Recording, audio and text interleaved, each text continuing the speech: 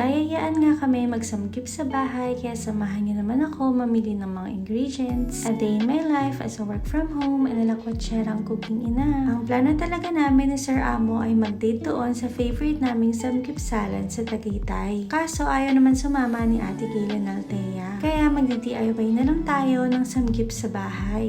Nandito nga kami ngayon sa Yamanico Restaurant at business to ng Cisco na taga-subdivision namin. Dahil nga magdi-DIY tayo, bumili ako dito ng 1 kilo na pork and 1 kilo na beef na pang samgyup. Ito din yung mga meats na niluluto nila dito sa samgyup restaurant nila. At sobrang bait niya nga dahil pinahiram niya pa ako ng stove at samgyup pan. After nga namin mamili ng meats, pumunta naman kami dito sa Pure Gold para bumili ng mozzarella cheese. Ito nga yung napili kong brand at 148 pesos ito. Syempre, hindi nga mawawala ang kimchi at itry nyo nga itong brand na to dahil masarap to. Kumuha na rin ako dito ng Eden cheese. After nga namin sa Pure Gold, binalikan na namin itong mga meats, stove, and pan. Ayun nga lang yung mga pinamili namin at excited na kami umuwi para mag-prepare ng samgyup sa bahay. Eto na lang muna for today, pretties. See you sa ating cooking vlog!